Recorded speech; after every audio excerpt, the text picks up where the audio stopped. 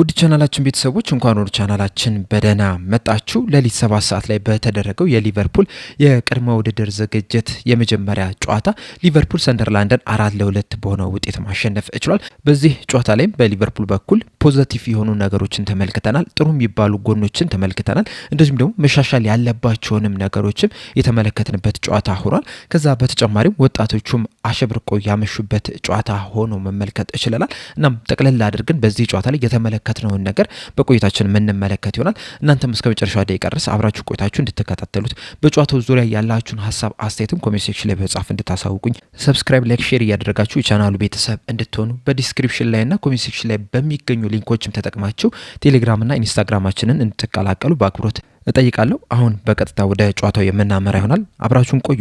ሌሊት 7 ሰዓት ላይ በጀመረው የሊቨርፑልና የሰንደርላንድ የቅድመ ውድድር ዝግጅት የመጀመሪያ ጨዋታ ሊቨርፑል 4-2 በሆነ ውጤት ሊያሸንፍ ችሏል። የሊቨርፑልን የማሸነፊያ ግቦች ሞሪሰን 13ኛው ደቂቃ ላይ፣ ዶሚኒክ ሶቦስላይ 56ኛው፣ ፌዴሪኮ ኬዛ 72ኛ እንደዚሁም ደግሞ ሉዊስ ኩማስ 85ኛው ደቂቃ ላይ ማስቆጠር ችሏል።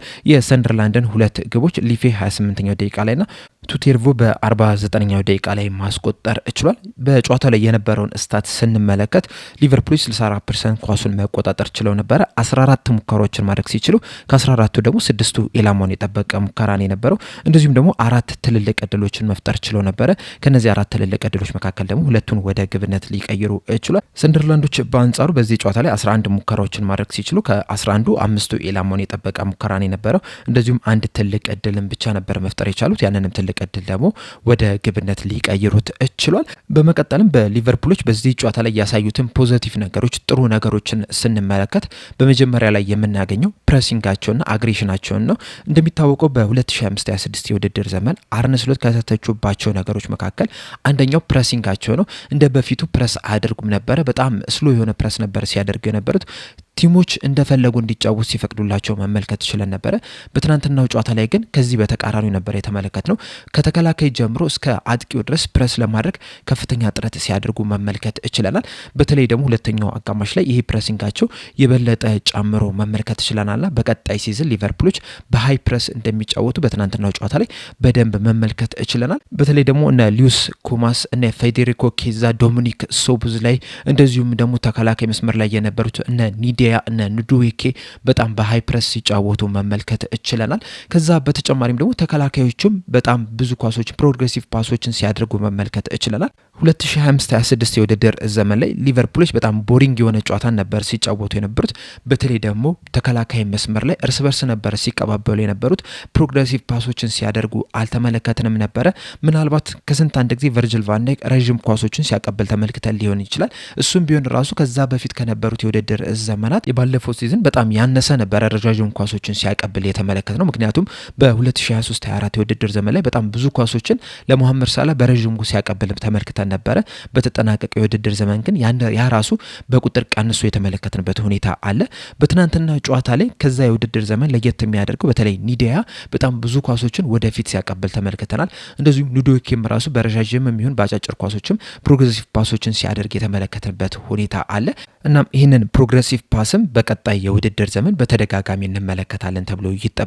ከዛ በተጨማሪም የተከላካይ ጥምረቶቹም በጣም አስደናቂ የሚባል ነበረ። በጨዋታው ላይ እንግዲህ ጆ ጎሜዝ ገና በ10ኛው ደቂቃ ላይ በጉዳት ምክንያት ተቀይሮ ሊወጣ ይችላል። እሱን ተክቶ ደግሞ ኑዶኬ ገብቷል። በመጀመሪያዎቹ ደቂቆች አካባቢ ላይ ትንሽ ተቸግሮ ነበር። ከዛ በኋላ ግን ወደ ጨዋታው ሲገባ ግን ከኒዲያ ጋር ጥሩ የሚባል ጥምረትን ማስመልከት ይችላል። የፊት ለፊት መስመር ላይ በተለይ ሁለተኛው አጋማሽ ላይ ጥሩ የሚባል እንቅስቃሴዎችን ከተጫዋቾቹ ስንመለከት ነበርና የፊት ለፊት መስመርና የአጥቂው መስመር ላይ ጥሩ መሻሻሎችን ተመልክተናል። በእርግጥ መሀል ሜዳው ላይ አሁንም ትንሽ መስተካከል ያሉባቸው ነገሮች አሉ። በተለይ የመጀመሪያው አጋማሽ ላይ የከርቲስ ጆንስና የማኮኔል ጥምረት ያን ያህል ጥሩ የሚባል አይደለም። ሁለተኛው አጋማሽ ላይ በእርግጥ ዶሚኒክ ሶቦስላይ፣ ትሬ ናዮኒ እንደዚሁም ጄምስ ማኮኔል ጥሩ የሚባል ጥምረትን አስመልክቷል። መጀመሪያው አጋማሽ ላይ ግን አሁንም መስተካከል ያሉባቸው ነገሮች አሉ።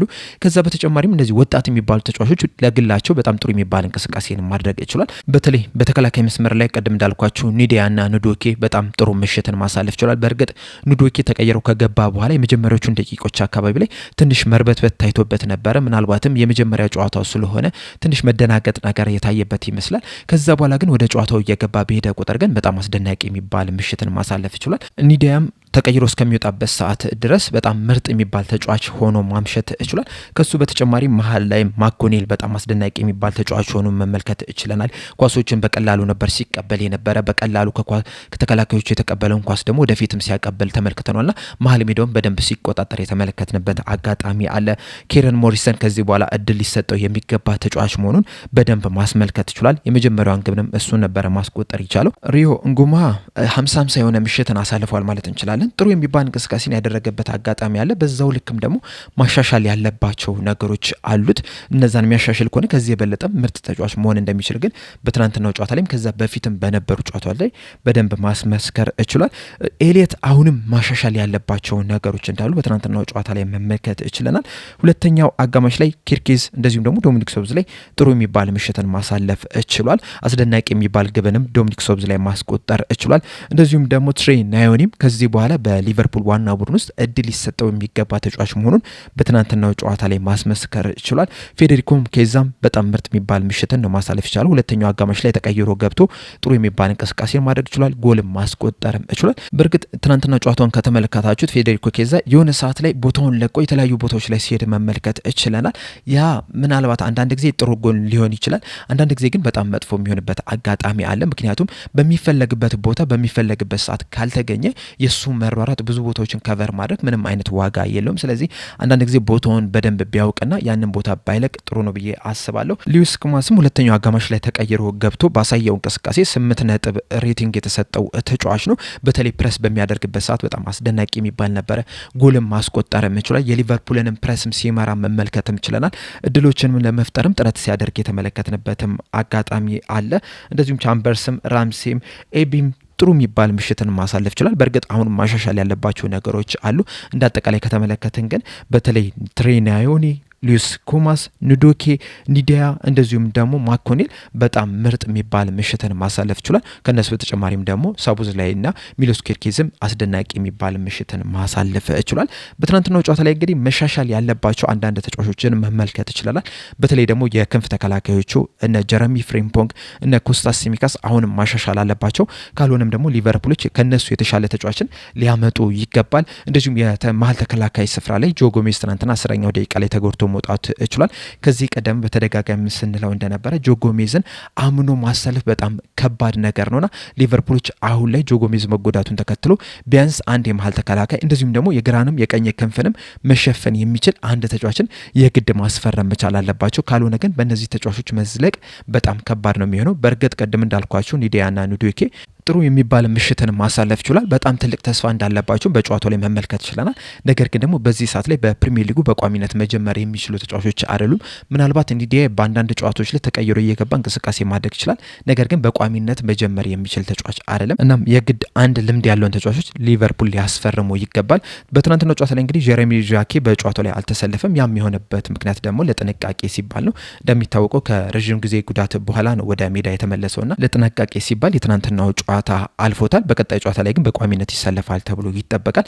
እንደዛም ቢሆንም ግን አሁንም ሊቨርፑሎች ተከላካይ መስመር ላይ የግድ ተጫዋች ማስፈረም መቻል አለባቸው። በአጠቃላይ በትናንትናው ጨዋታ ላይ እንግዲህ በሊቨርፑል በኩል በጣም ጥሩ ነገሮችን መመልከት ችለናል። መሻሻል የሚገባቸውንም ነገሮችን ግን በዛው ልክ መመልከት ችለናል። በቀጣይ ጨዋታዎች በተለይ ደግሞ ፍሎሪያን ቪርትዝ፣ አሌክሳንደር ኢሳክ እንደዚሁም ደግሞ ራያን ግራቨንበርክ ከቡድኑ ጋር ተቀላቅሎ ጨዋታውን ሊያደርጉ የሚችሉበት እድል አለ። ምናልባት እነሱ ሲገቡ ደግሞ የተሻለ ነገርን ልንመለከት እንችላለን። በአጠቃላይ በትናንትናው ጨዋታ ላይ ግን በጣም ጥሩ የሆኑ ነገሮችን መመልከት ይችላል። እናንተስ ጨዋታውን ተመልክታችሁታል? ከተመለከታችሁትስ ምንድን ተመለከታችሁ? ምንስ ተስፋ አያችሁ? ወይስ መሻሻል ያለበትስ ምንድን ነው ብላችሁ ታስባላችሁ? መልሳችሁን አስተያየታችሁ እንዳለ ኮሜንት ሴክሽን ላይ በመጻፍ አሳውቁኝ። ለአሁን እኔ እዚህ ላይ አበቃው። በቀጣይ በሌላ እስከምንገናኝ ድረስ ቸር ያቆየን።